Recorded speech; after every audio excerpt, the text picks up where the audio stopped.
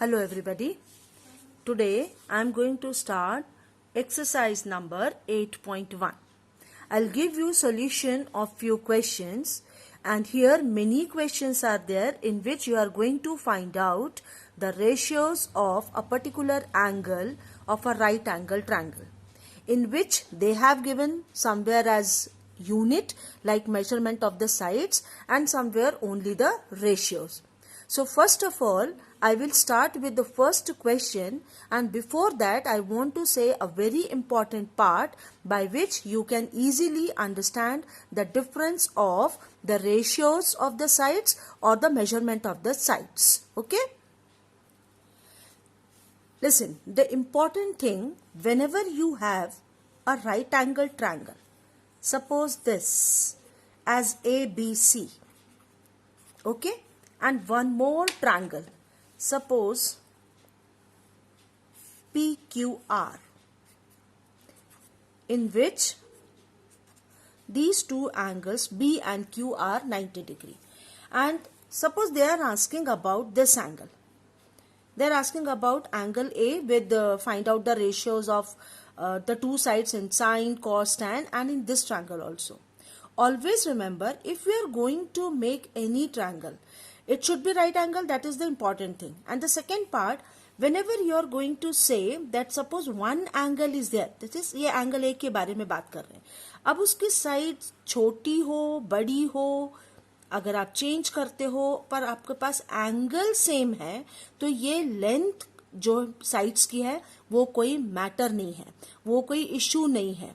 That means whenever you are going to find out the ratio of any particular angle, A, B, C or P, Q, R of any right angle triangle, but it is not depend upon the measurement of the length of the sides. मतलब उसके length के ऊपर अगर आप बोलते हो कि उसकी लेंथ बहुत बड़ी है, लंबी है, तो एंगल में कुछ चेंजेस आएगा या साइड का रेशियो में कुछ चेंज आएगा, वो कुछ भी चेंज नहीं आएगा. Angle remain same.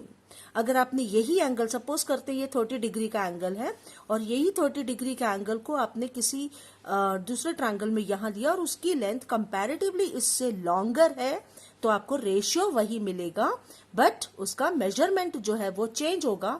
तो आपको एंगल वही है, इसीलिए रेशियो आपको सेम मिलेगा. Measurement of the length of the sides of triangle is not matter. If angle is same then no need to worry. Angle change होते हैं तो मेजरमेंट या रेशियो भी चेंज हो सकता है.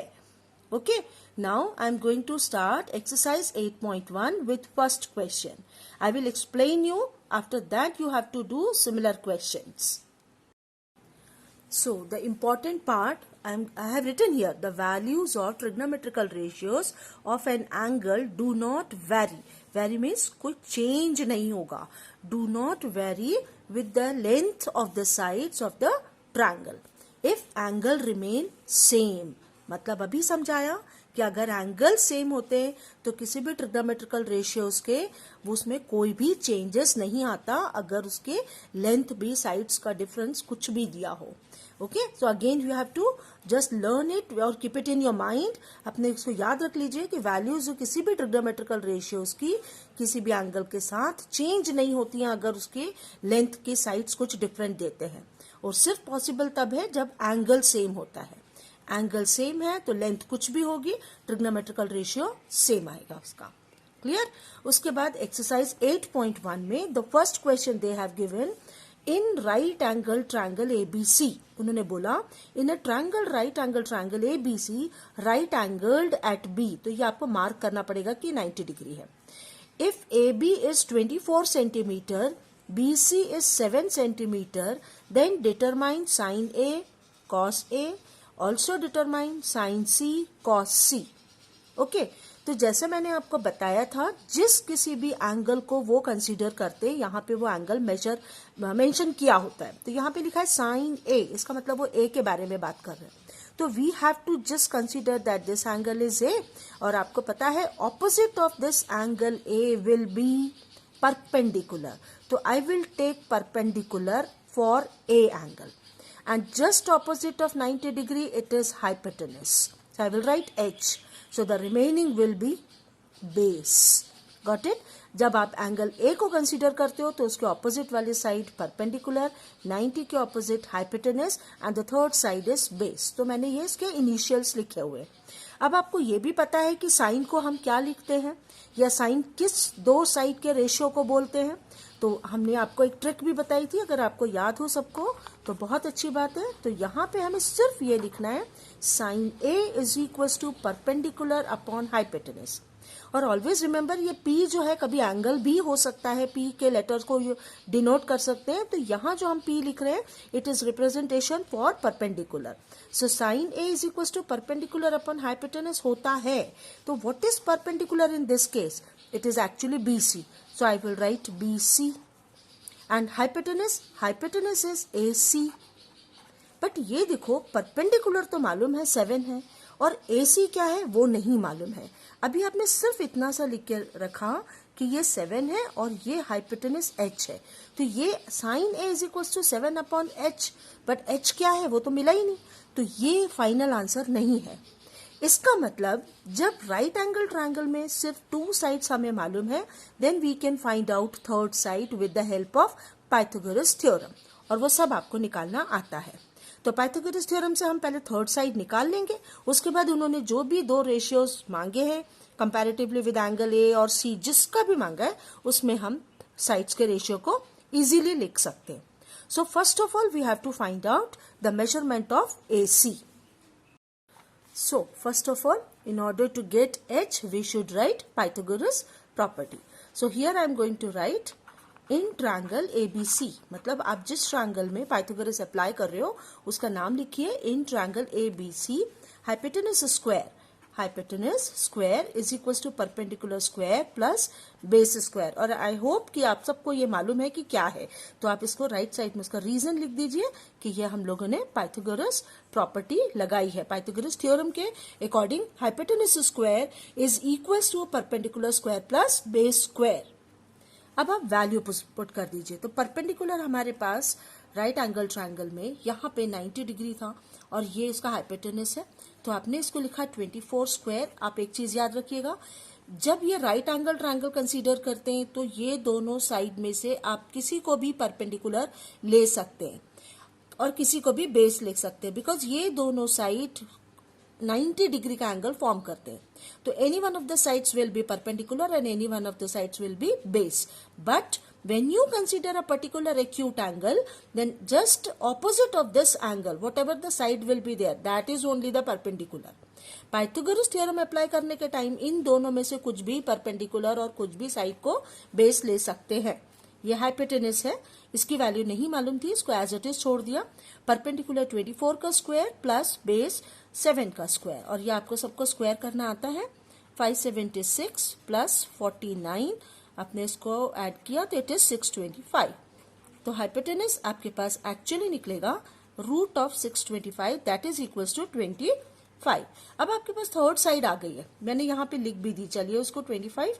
हाँ, ऑब्वियसली ये दोनों सेंटीमीटर में है तो वो भी सेंटीमीटर में होंगे, अगर ये दोनों मीटर में है तो उसके लिए भी मीटर लिखना पड़ेगा।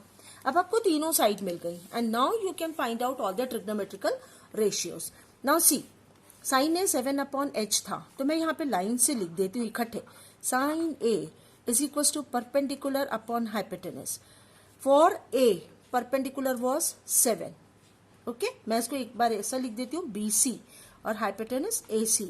सो measurement of BC will be 7 and AC is 25। ये इसका रेशियो हो गया। सिमिलरली आपने cos A के लिए भी यही लिख दिया आगे, cos A मतलब इसी एंगल A को कंसीडर करके cos निकाला, that is equals to base upon hypotenuse and base for angle A was AB and hypotenuse AC, it means 24 upon 25। ये आपके पास दूसरा रेशियो हो गया।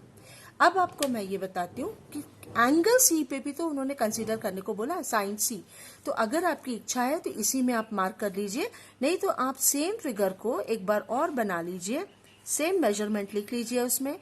ये आपके पास 24 सेंटीमीटर है, ये 7 सेंटीमीटर है, ये 25 निकल चुका अभी अभी। आपने पूरे ट्रायंगल को सेम लेवल से किया, मेंशन कर दिया, मार्क कर दिया, बट अब उन्होंने इस एंगल को कंसीडर करने के लिए बोला है। And for this angle the side opposite to this angle will be perpendicular. Okay, side opposite to considered angle will be perpendicular. 90 के opposite hypotenuse, so this will be base. ठीक है, तो अब हमारे पास जो क्वेश्चन था उसमें साइन सी मांगा है, तो अभी हम लोग लिखेंगे साइन सी. दैट मीन्स अब आप एंगल को सी को कंसीडर कर रहे हैं, दिस एंगल, नॉट ए. ए के लिए हमने ऑलरेडी लिख चुके हैं, अब सी के लिए लिखेंगे. तो for angle C again sine तो सेम ही होगा, परपेंडिकुलर अपॉन हाइपोटेनस. पर इस ट्रायंगल में जब हमने एंगल सी कंसीडर किया उस केस में परपेंडिकुलर ए बी है, तो लिखेंगे A B upon hypotenuse is same A C. That means 24 upon 25, ये उसका रेशियो हो गया. सिमिलरली कॉस सी वो भी सेम बेस अपॉन हाइपोटेनस ही रहेगा, बट इस ट्रायंगल में जिसमें आपने एंगल सी को कंसीडर किया उसमें बेस क्या था, बी सी, तो लिखा बी सी हाइपोटेनस ए सी, इसका मतलब 7 अपॉन 25. तो ये आपके पास all 4 trigonometrical ratios according to the question number 1. Now the important part, they have given only 2 sides. Maybe these two, any two they have given. You have to find out third side with the help of Pythagoras property. जब भी triangle में कोई भी 2 side दी हो तो third निकालना जरूरी है, क्योंकि क्या उन्होंने रेशियो मांगा है उसमें कहीं ना कहीं अगर थर्ड साइड को हमें लेना पड़ेगा तो उसकी मेजरमेंट आपको पहले से पता होना चाहिए. And then you have to find out, that will be find out by the help of trigonometric Pythagoras theorem. And then उसके बाद आप ये सारे रेशियोज लिख लीजिए. और वो जो मैंने आपको छोटी सी ट्रिक बोली थी वो आपको अगर फिर से याद ना हो तो इसको याद रख लीजिएगा. मैं लिख रही हूँ P B P upon H H B. अगर याद आ गया हो तो बहुत अच्छी बात है. पंडित बद्री प्रसाद हर हर बोले, इसमें आपको फर्स्ट वाला न्यूमरेटर यहाँ से स्टार्ट करेंगे. This is for sine, this is for cos and third ratio will be tan. फिर रेसिप्रोकल लेंगे तो कोजेक, सेक एंड कॉट. याद हो तो बहुत अच्छी बात है. And now see how to find out all the trigonometrical ratios with the given angle. तो फर्स्ट वाला यहाँ पे हमने ए के साथ कंप्लीट किया और सेकंड फिगर में हमने सी के साथ कंप्लीट किया. And it is not compulsory to make separate figure. If you want to consider in this you can. बस आपको ध्यान रखना है जिस एंगल के बारे में बोल रहे हैं उसके जस्ट ऑपोजिट वाली साइड को परपेंडिकुलर लेते हैं. तो आप केसेस याद रखिए, कहाँ निकालना है, किस एंगल को निकालना है और किसका रेशियो निकालना है. That is important thing. Clear? देखिए, now in question number 2 they are asking find tan p minus cot r in a right angle triangle PQR right angled Q. They have given figure. Figure उन्होंने already दिया था, measurements लिखे थे और question is find tan p minus cot r. Always remember you have to make figure side by side. It is very important so that you are easily understand what is perpendicular, base and hypotenuse from the figure. Then again in this question they are asking tan p and cot r and we need to find out third side also, because out of the 3 sides they have given only 2. One is hypotenuse, one this one and other one is unknown. So we need to find out this. Later on we will find out tan p and cot r. Again they are asking 2 different angles. One is P, other one is R. So first of all find out QR. For that we need to find out with the help of Pythagoras theorem. So we have to write first of all PR square in triangle PQR. Write it in this way, okay? In triangle PQR, PR square is equals to PQ square plus QR square by Pythagoras theorem. ये आपको सबको पता है. अब इसमें value put कर दीजिए. P R is 13, so we have to write 13 square is equal to P Q means 12 whole square and Q R is unknown. Clear? तो 13 square is 169. This is 144 plus Q R square. तो आप लोगों ने इसको subtract किया और subtraction के बाद आपको ये मिला 25. So Q R is equal to square root of 25, that is equal to 5. और ये यूनिट सेंटीमीटर में निकल रहा था तो ये भी हम सेंटीमीटर में ही लिखेंगे. Now finding out tan p, इसका मतलब एंगल p कंसीडर करना है और tan निकालना है. तो जब आपने एंगल p कंसीडर किया उस केस में जस्ट ऑपोजिट जो साइड थी वो उसके लिए परपेंडिकुलर होगी. 90 के ऑपोजिट हाइपोटेनस तो ये साइड जो बच गई वो बेस, तो आपने क्या लिखा, tan P, tan P is equals to perpendicular upon base होता है. What is perpendicular according to this triangle? Perpendicular is QR, base is PQ, and the measurement of these two sides is 5/12. Clear? ये QR जो निकला था वो 5 था, तो ये आपके पास परपेंडिकुलर था बिकॉज आप ये वाला एंगल कंसीडर कर रहे थे. उसी ट्रायंगल में ये वाला साइड बेस था, तो आपने बेस लिखा 12. और ये परपेंडिकुलर अपॉन बेस कैसे होता है आपको मैंने याद कराया था पिछले क्वेश्चन में भी. हमेशा याद रखना, वो ट्रिक जो बताई थी उसमें बहुत इजीली निकल जाता है. Now the next case was minus cot R. तो पहले हम कॉट आर तो निकाले, माइनस तो बाद में करेंगे. So cot R will be, now they are asking about angle R. अब वो आर के बारे में बात करते हैं. तो जब आर ये है तो उसके ऑपोजिट वाला साइड परपेंडिकुलर हो जाएगा, तो अब यही नंबर वो परपेंडिकुलर लिख रहे हैं. ठीक है, तो हाइपोटेनस रिमेन सेम, और अब ये सेकेंड केस के लिए बेस हो जाएगा. तो आपने क्या लिखना है, कॉट आर में कॉट हमेशा टैन का रेसिप्रोकल होता है, तो वो होता है बेस अपॉन परपेंडिकुलर. बेस हमारे पास था 5, वही निकला था, और आर जो था परपेंडिकुलर जो था वो इस केस में 12 है, तो वो लिख दिया. देयरफॉर क्वेश्चन में पूछा था tan P minus cot R. अब आप जब उसकी वैल्यू पुट करेंगे तो it was 5/12, this also 5/12, it will be 0. तो ये उसका आंसर होगा. तो आपको ध्यान रखना है, ये दो केसेस में जो परपेंडिकुलर और बेसिस चेंज हो रहे हैं वो सिर्फ उनके कंसीडर्ड एंगल के वजह से. कभी वो एंगल P के बारे में मांगते हैं तो कभी R. तो जिस एंगल को भी वो कंसीडर करने को बोलते हैं प्लीज उसको ध्यान में रखते हुए परपेंडिकुलर और बेस को लीजिए, बिकॉज हाइपोटेनस तो चेंज नहीं होता, वो तो 90 के ऑपोजिट ही रहता है. सिर्फ ये दो एडजेसेंट साइड्स जो होते हैं 90 डिग्री के वही आपस में चेंज होते हैं. तो उनको भी ध्यान से लिखना, क्योंकि रेशियो चेंज हो जाएगा अगर आपने एक भी वैल्यू को गलत लिखा. Now according to the same exercise 8.1, I have written here question number 3, question number 4 and 5 are of same pattern, and out of the 3 questions I am solving first question number 3. Okay, and with the help of question number 3 you can easily find out all the trigonometrical ratios for question number 4 and 5. Okay, so first of all, according to the question number 3, they have written only this much in the book. That means if sin A is equals to 3/4, calculate cos A and tan A. They have not given any triangle, they have not given about any measurement, only the ratio of sin A is equal to 3/4 they have given and asking about cos A and tan A. मतलब कोई भी figure नहीं दिया है, कुछ नहीं बताया कि कौन सा एंगल 90 होगा, बट एंगल ए के साथ साइन का रेशियो दिया हुआ है और कॉस या tan को फाइंड आउट करना है. तो इसका मतलब है राइट एंगल ट्रायंगल आपको खुद बनाना है जिसमें एक एंगल आपको ए रखना है, बाकी आप बी और सी रखो या जो भी आपको नेम करना है करिए, बट एक एक्यूट एंगल उसका ए होगा. तो राइट एंगल ट्रायंगल उन्होंने नहीं दिया, कोई मेजरमेंट नहीं दिया साइड का, आप अपनी मर्जी से किसी भी लेंथ का बनाइए. For example I am just telling you about the ratio of the two sides perpendicular and hypotenuse. They have given 3 and 4. इसका मतलब ये नहीं है कि ये 3 सेंटीमीटर है और ये 4 सेंटीमीटर है, ये सिर्फ एक रेशियो है. तो यूनिट तो कुछ भी हो सकता है उसका, और मेजरमेंट भी कुछ भी हो सकता है. तो सबसे पहले हम एक राइट एंगल ट्रायंगल बनाएंगे.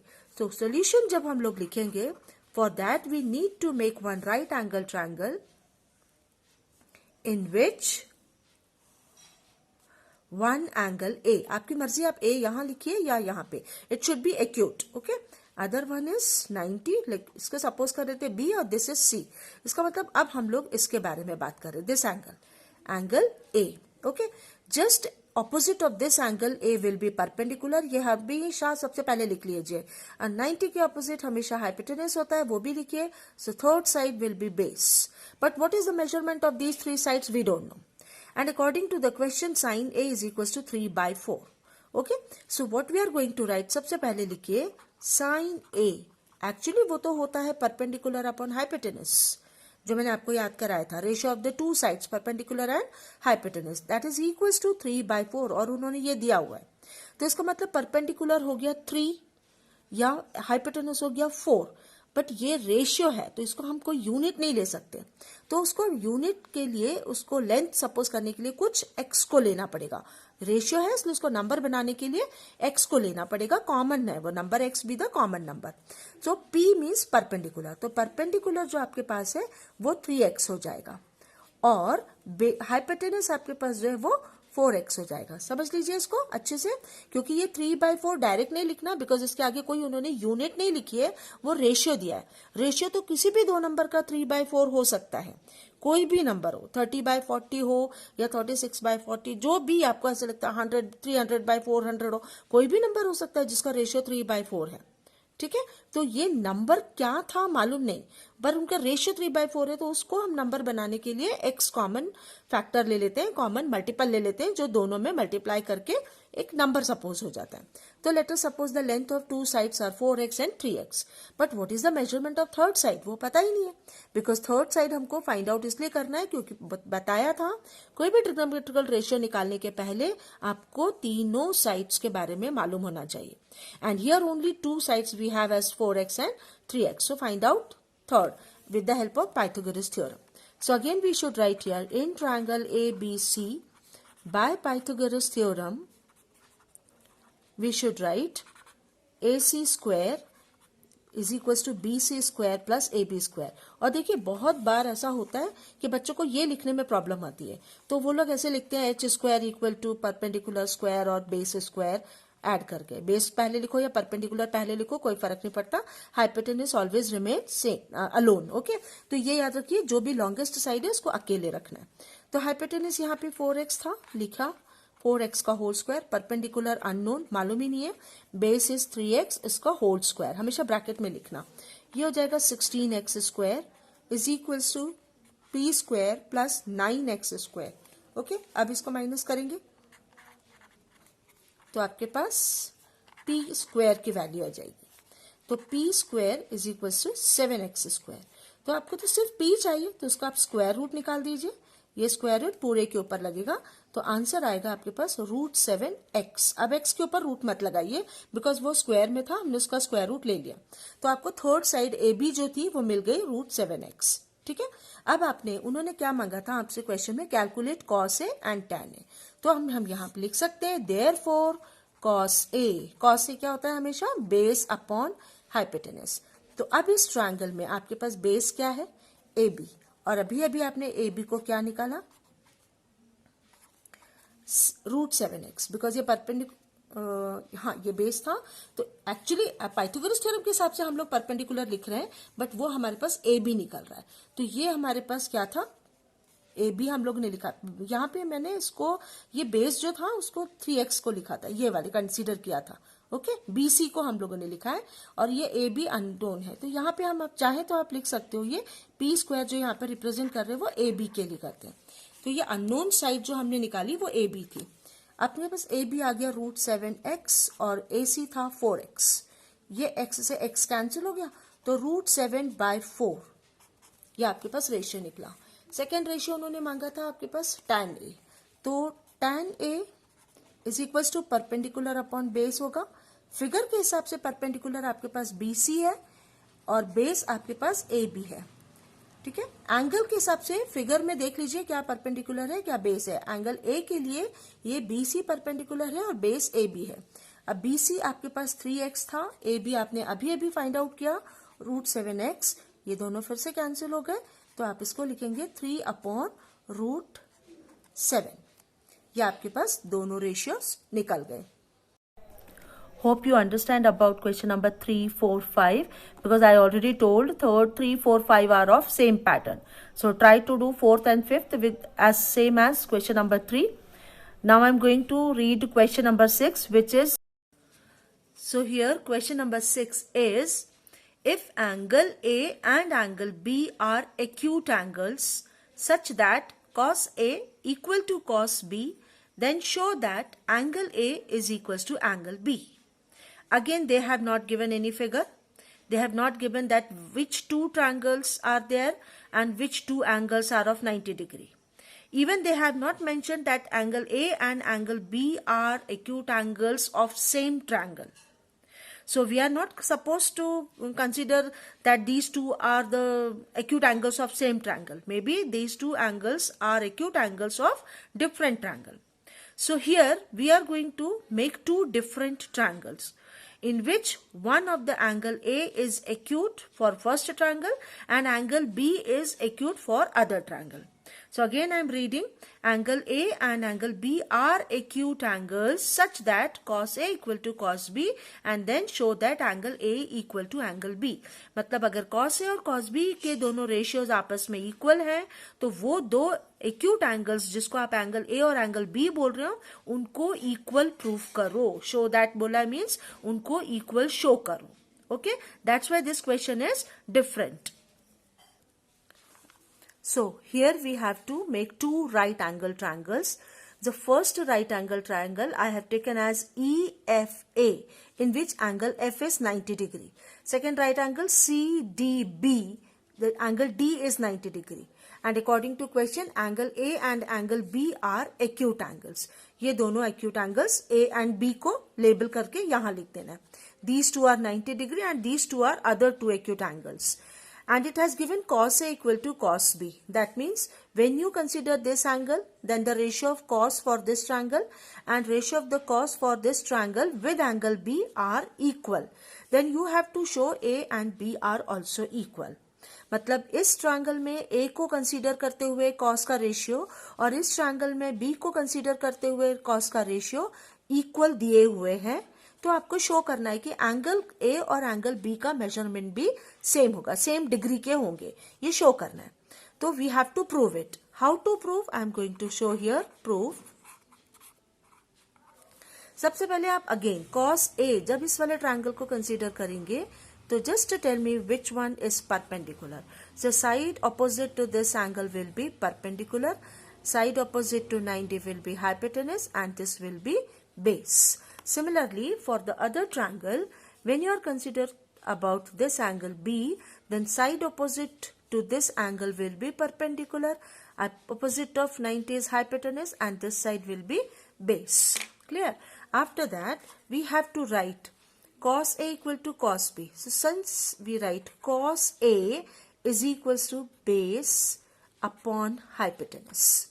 तो आपके पास बेस क्या है? cos A, मतलब हम इस ट्रायंगल के बारे में बात कर रहे हैं. तो base is F A, hypotenuse is E A.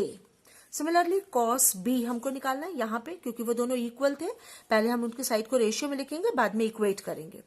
Also cos B is equals to base upon hypotenuse. हमेशा वही रेशियो को इसी तरीके से आइडेंटिफाई करते हैं. तो cos B equal to base upon hypotenuse and base is DB, hypotenuse is CB. Clear? Now since they have said cos A equal to cos B, ये दोनों आपस में इक्वल है, so we should equate these to.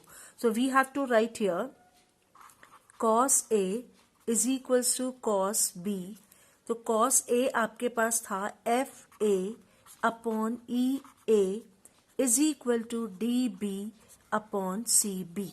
Okay, अब ये देखिए FA it means ये वाले साइड के बारे में बात कर रहे हैं और EA इट मीन्स हाइपोटेनस, मतलब एक ही ट्रायंगल के दो साइड का रेशियो है. यहाँ पर भी ये एक ही ट्रायंगल का साइड का रेशियो है, वो ट्रायंगल ये वाला. अब इसमें हम लोग एक सिमिलैरिटी, आपको चैप्टर आएगा उसमें सिमिलैरिटी की जो कंडीशंस होती हैं उस का कंसेप्ट यूज करेंगे. इसका मतलब हमें करस्पॉन्डिंग साइड्स का रेशियो इक्वल लेना पड़ेगा या इक्वल करना पड़ेगा. करस्पॉन्डिंग मतलब this side upon this side या फिर दिस बाय दिस या फिर this side upon this side. अगर इन तीनों साइड का रेशियो इक्वल आ जाए तो ट्रायंगल को सिमिलर बोलते हैं और उसके वजह से सारे करस्पॉन्डिंग एंगल्स आपस में इक्वल होते हैं. या फिर कोई भी दो साइड का रेशियो और उनके एंगल्स, उनके बीच वाला जो एंगल है, अगर वो भी इक्वल आ जाता है तो भी हम ट्रायंगल को सिमिलर बोलते हैं. और अगर ट्रायंगल सिमिलर होते हैं तो जितने भी करस्पॉन्डिंग एंगल्स होते हैं वो आपस में इक्वल हो जाते हैं. तो यहाँ पे हम लोगों ने ये जो दो साइड उन्होंने दिया था cos A equal to cos B condition देके हमने इनको इक्वल किया. इसमें आपको DB और FA का रेशियो निकालो. FA मतलब इसका बेस और DB माने दूसरे ट्रायंगल का base. So we have to write further F A upon, इसको नीचे लेके आ जाओ आप, तो ये आ जाएगा D B, that is equal to, अब यहाँ पे एफ ए तो पहले से था, ये डी बी यहाँ नीचे आया तो ई ए वहां जाएगा, तो ये ई ए बाय सी बी होगा। अब आपको ये याद रखना है कि ये इंपॉर्टेंट पार्ट है आपके पास, ये एफ ए मतलब ये वाला triangle upon D B means ये वाला ट्रायंगल। ओके, अब ये दो ट्रायंगल का, ये वाले ट्रायंगल का साइड, एफ ए इस ट्रायंगल का साइड, डी बी इस ट्रायंगल का साइड, उनका रेशियो किसके इक्वल है, E A hypotenuse of this triangle and C B hypotenuse of other triangle. अब ये वाले दो साइड का रेशियो आपके पास इक्वल आ गया। अब आपको थर्ड साइड के बारे में भी पता होना चाहिए, थर्ड साइड का भी अगर रेशियो इक्वल आता है तो फिर हम लोग उस ट्रायंगल को सिमिलर बोल सकते हैं, पर वो इक्वल अभी दिया नहीं है। तो जब ये रेशियो आपके पास इक्वल आ जाए, इसको आप किसी कांस्टेंट के सपोज कर दीजिए, कांस्टेंट के इक्वल है, मींस अभी आपने दोनों ट्रायंगल के बेस का रेशियो हाइपोटेनस के रेशियो के इक्वल किया और उन रेशियोज को आपने के सपोज कर लिया, कुछ ना कुछ तो वैल्यू होगी, कुछ ना कुछ कांस्टेंट वैल्यू होगी, उसको के सपोज किया। तो अब ये चेक करते हैं कि whether the ratio of the perpendicular of these two triangles are also equal और नॉट। उसको चेक करने के लिए इसको हम लोग सपोज एफ ए की वैल्यू जो निकालते हैं वो के इंटू डी बी निकलेगी और ई ए की वैल्यू जो निकलेगी वो सी बी इंटू के निकलेगा। तो यहां लिखते हैं therefore F A is equals to K into D B and E A is equals to K into C B. ये आपने वैल्यूज निकाल दी। जब आपको इस थर्ड साइड को निकालना है या इस थर्ड साइड को निकालना है तो पाइथागोरस थ्योरम यूज करना पड़ेगा और उसको यूज करने के लिए हम लोग लिख सकते हैं एफ ए, ये for triangle E F A के लिए, for triangle in triangle E F A, E F A, इसमें हम लोगों ने ई एफ स्क्वायर की वैल्यू को लिखेंगे E A square minus F A square. ये आपने पाइथागोरस थ्योरम के हिसाब से लिखा है, देख लीजिए, perpendicular square is equal to hypotenuse square में से बेस स्क्वायर को माइनस किया है। ये पाइथागोरस थ्योरम से आया है आपके पास, यहाँ पे लिख लीजिए बाय पाइथागोरस थ्योरम। अब ये आपके पास ई ए क्या था, अभी आपके पास ई ए जो था वो वैल्यू थी के इंटू सी बी, आपने लिखा है यहाँ पे के इंटू सी बी और इसका स्क्वायर कर दिया, minus F A square, F A की वैल्यू भी निकल चुकी थी के इंटू डी बी और ये उसका होल स्क्वायर। तो ये आपके पास आता है के स्क्वायर सी बी स्क्वायर, ये आएगा K square into D B square. ये आपके पास पूरा ई एफ स्क्वायर चल रहा है। अब आपने क्या देखा, ये वैल्यूज तो निकल गई, आपके पास ई एफ स्क्वायर की वैल्यू निकल गई। अब इसी टाइप से आपको सी डी का भी पता होना चाहिए, मतलब रेशियो निकालेंगे अगर हम तो उसके लिए भी C B square minus D B square होना चाहिए। ओके, सिमिलरली अब यहां लिख लेते हैं उसको, सिमिलरली यहां लिख लीजिए in triangle C D B, इस ट्रायंगल के लिए सी डी स्क्वायर मतलब perpendicular square equal to hypotenuse square minus base square, ये लिखा। अब आपको इसका रेशियो निकालना है E F square upon C D square, तो मैंने इसको लिखा E F square upon C D square.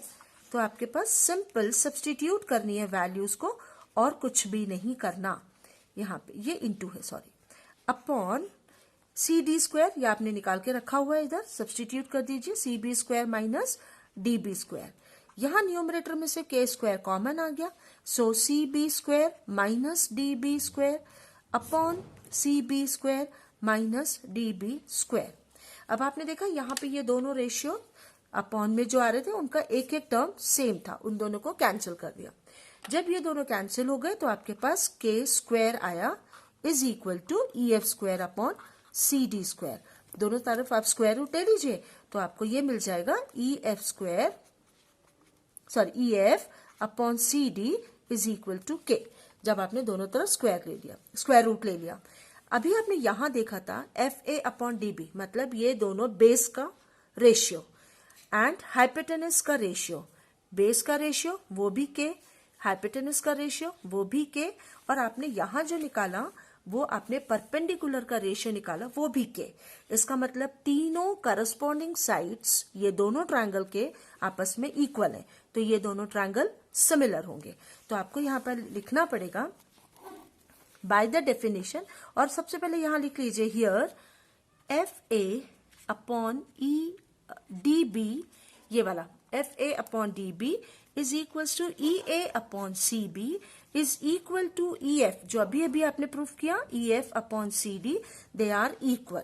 Therefore triangle EFA similar, ये सिमिलर का साइन है, सिमिलर टू ट्रायंगल CDB।